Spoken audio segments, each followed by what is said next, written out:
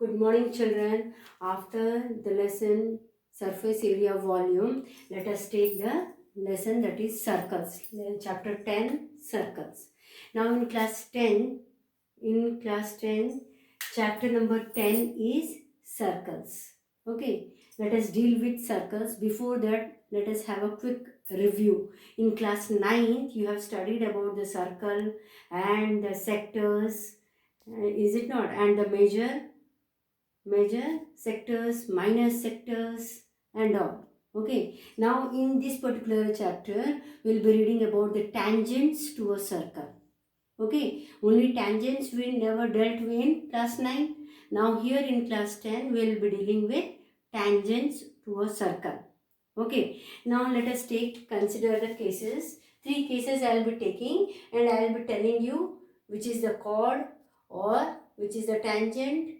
Okay, now suppose I have drawn a circle like this. This is one circle with center O. Okay, a line is drawn like this. Let us take another circle with a center O. Okay, at one point on the circle a line is drawn likewise. Okay, and let us take another circle whose center is O, and a line is passing like this at 2 points, that is A and B. P and Q are the tangents. Okay, now these are the 3 cases. Case 1, case 2 and case 3. Now in these 3 cases, you can see a circle with center O. Outside the circle, there is a line drawn. This is called the line. Okay, a line L is drawn which is outside the circle and is not at all touching the circle. So this is called non-intersecting line. Okay, because it is not at all touching the circle. Okay, so and this is called non-intersecting line, because the line is not at all intersecting the circle at any point. Okay, now the next case. Now in this case you can see there is a point on the circle through which a line, suppose this is your P and Q, PQ, a tangent is drawn. And this line is touching the circle at only one point. Clear? So this point when a line is drawn is called the tangent to a circle. Okay, line PQ is tangent to the circle at one point. Okay, third case is when a circle is drawn and a line is bisecting the circle at 2 points, that is A and B. Okay, a line PQ is drawn and which intersects the circle at A and B. Okay, there are 2 points at which the line PQ bisects or intersects the circle. So now this line PQ becomes PQ line is called secant. What is it called? Secant. Okay, any line which bisects the circle at 2 points, that line becomes a secant to the circle. It is not tangent, it is secant to the circle. If a line touches the tangent at only one point, then that is called, and which is perpendicular to the radius, is called the tangent to the circle. And there is a case where the line is not at all touching the circle, which is outside the circle, is called the non-intersecting line. Clear? These 3 cases are clear. Take a case. Suppose in a circle, I have drawn a circle likewise. Okay, with center O. and a point, suppose P is there. Okay, so a line, suppose XY I am drawing, which passes through center P and touching the circle at P. Okay, this line is our XY, suppose. XY line touches the circle at P. Okay, leaving this line, suppose two more lines I am drawing, passing through center P only. Okay, now any number of lines I can pass like this. Okay, perfectly it will be like this, it will pass through this line. Okay, any number of lines I may draw. Now in these cases, you just see, suppose this line I have given as A dash, then this is B dash, then this is A double dash, this is B double dash. Likewise, this is suppose A triple dash, this is B triple dash. Likewise, any number of lines I have drawn. You can see only there is a condition XY line which touches the circle at the point P only. Nowhere else this XY line touching the circle. Only at a point P. Whereas, suppose we are taking the case of A dash, B dash. This particular line, you can see, this is touching the circle at 2 points. This is one point and this is another, P is another point.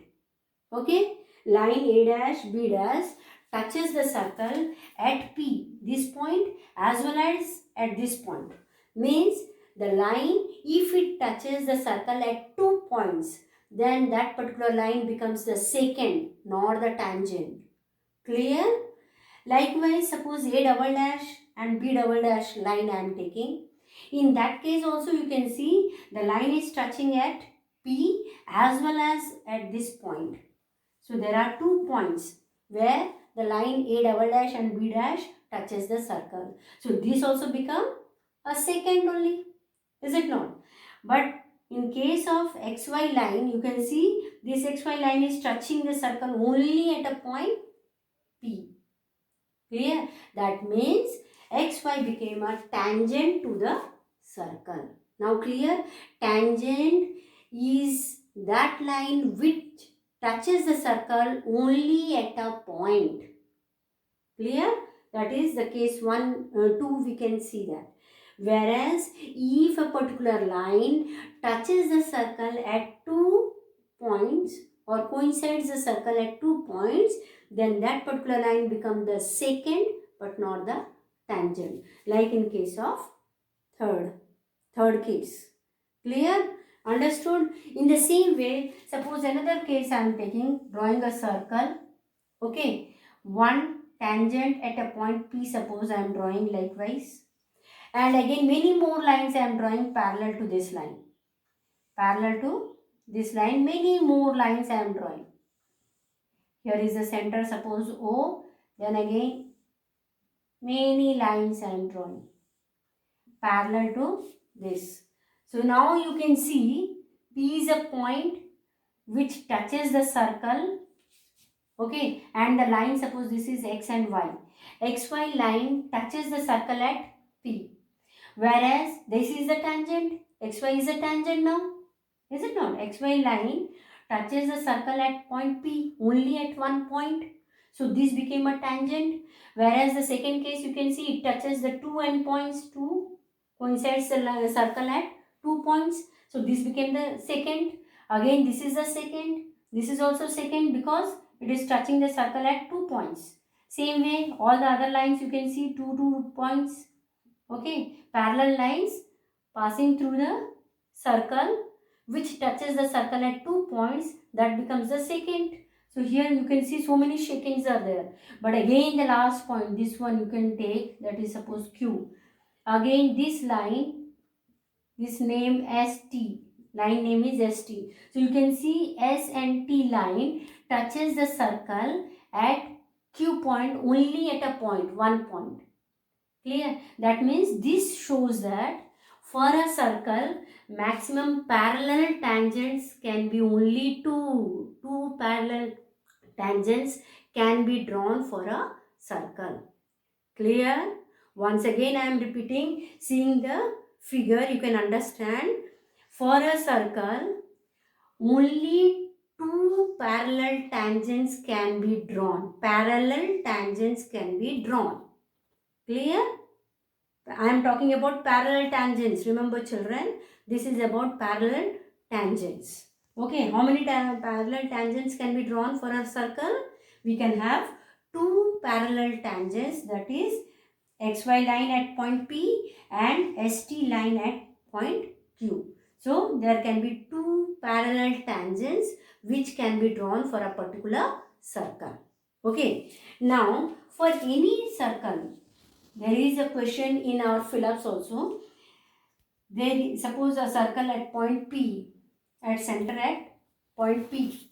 Okay, a circle is drawn with center O. We can have multiple tangents. Okay, like this I can have tangent, then again tangents like this, then again tangents like this, then again tangents like this. Means multiple tangents or infinite number of tangents can be drawn for a particular circle.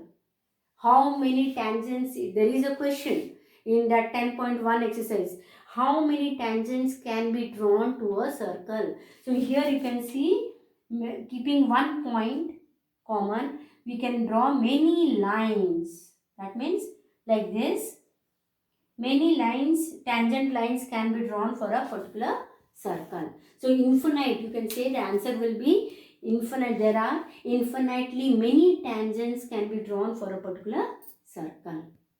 Clear? Now this point is clear to everyone. Now let us have theorem number 10.1. Now theorem 10.1, the tangent at any point of a circle is perpendicular to the radius through the point of contact. Means OP is perpendicular on AB. Okay, that we have to prove.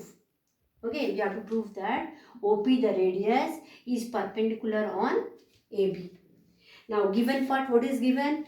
A circle is given with center O, that is what it is written, a circle with center O and a tangent. AB is a tangent to a circle at point P, that is written. Okay, now construction, what we have to do? Construction is, from O, draw another line on AB which touches the line AB at Q. Okay, construction, from center O, draw a line on AB other than point P, okay, which touches the line at Q. Okay, clear? Now join O and Q. That is our construction part. That is over. Now come to the proof part. Now in class 9th also we have seen one question was there in triangles lesson, that the perpendicular line is the shortest among all the other lines which is drawn to a perpendicular line. Okay, that means on the line, whatever line is drawn from the point, straight perpendicular line will be the shortest than the other lines which is there on the, from that point on the line, tangent line. Okay, we have seen one theorem was there in lesson 7, triangles lesson. That, keep it in mind and see this one. We know that all the line segments joining the point O to a point on AB. That means any point from O, draw as many lines as you can on line AB. You will see that OP is the shortest line. Okay, that means the perpendicular line. That means it is clear that the perpendicular line is the shortest among all the lines on the tangent AB. Okay, so you can see that O at a point AB, the shortest line is perpendicular to AB. Okay, always the shortest line which is drawn from center O is perpendicular on AB. Okay, so we have to prove what? OB is the shortest distance.